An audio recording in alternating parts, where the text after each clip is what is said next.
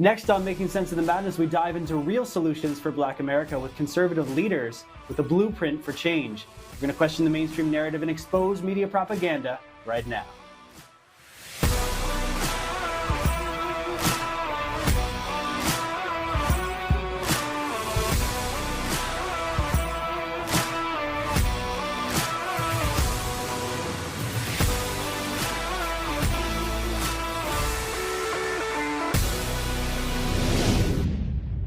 We are here with Donna Jackson. She serves as the Director of Membership Development for the Project 21 Black Leadership Network.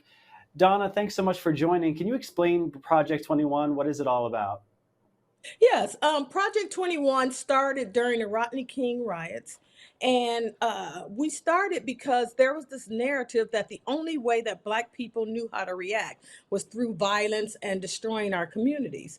And there was a group of individuals like myself who said that this is not the way Black people think. We believe in upward mobility, we believe in free markets. And we believe that the family is the most important structure in our community and not about destroying it. So we're center right. We're one of the oldest and largest Black conservative think tanks in the country. And we have people represented from every walk of life who has the same agenda: less government regulation, more personal responsibility. And we advocate for personal responsibility and the Constitution of America. We believe in this American dream and this experiment, and we believe that all people from all walks of life should share that.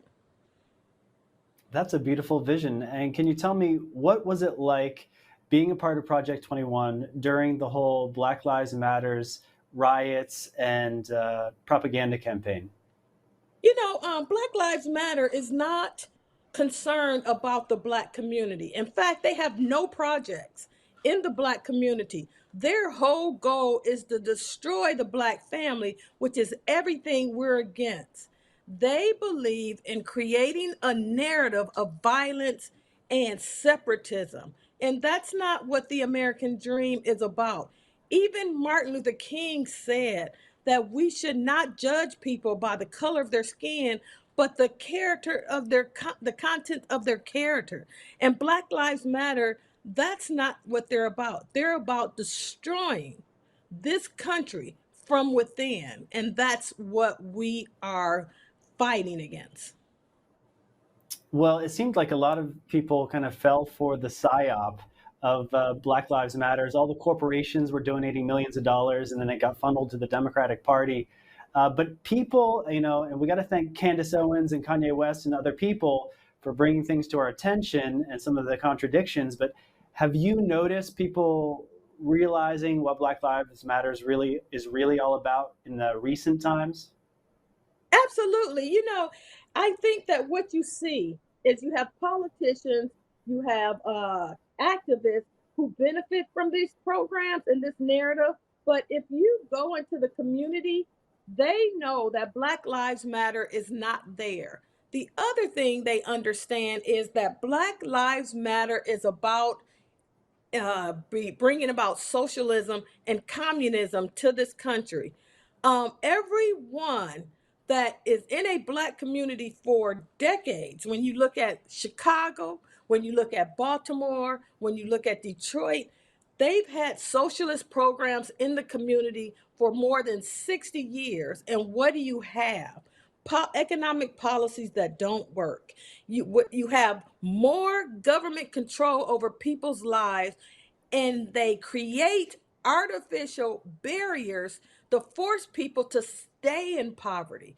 And that's what Black Lives Matter is all about: bringing in more socialism. The one thing that I say is they did this experiment with the Black community to see how much control they can have over the American people. And now they're trying to spread this socialist communist model into all of America.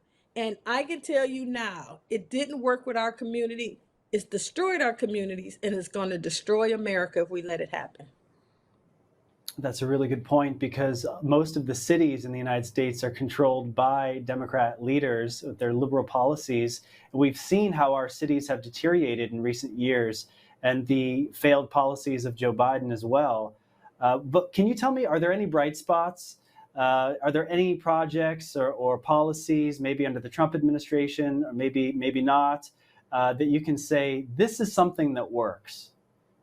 Oh my gosh, during the Trump era was the golden era for minority communities.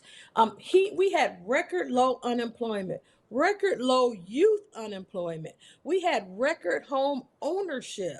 We had record entrepreneurship. What he did was pull back taxes so that you had corporations and other organizations actually able to build, bring in economic growth. Because when you're in a corporation or when you're in an organization and the majority of your money is going to taxes and regulations, it strangles and creates a barrier for people to actually prosper. I happened to be at the time a managing the tax department for Marriott Corporation, and it would take a team of 30, 40 people to reduce the tax rate by 3%. He gave a 15% tax cut. That's like adding a whole new division to a corporation.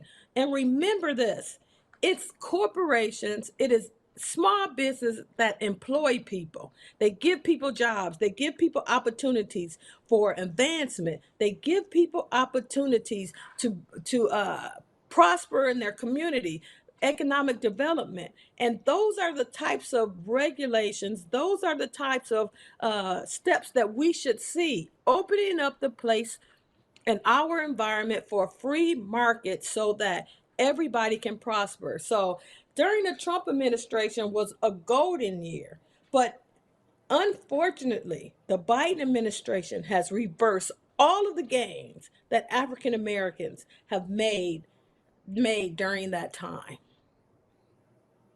Well, it's sad to hear you put it that way, but at least we know there are certain policies, certain kinds of projects that do work, and if we bring that back, then we can retake those gains.